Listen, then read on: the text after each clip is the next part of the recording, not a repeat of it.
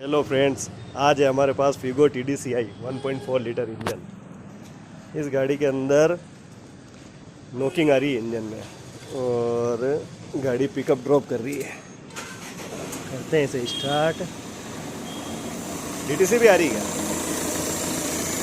हाँ, DTC भी आ रही है।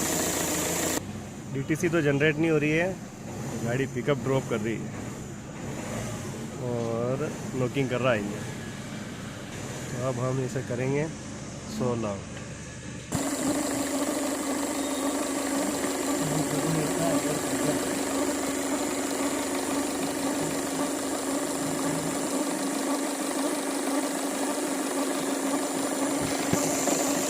अरे वो क्लिप करना है।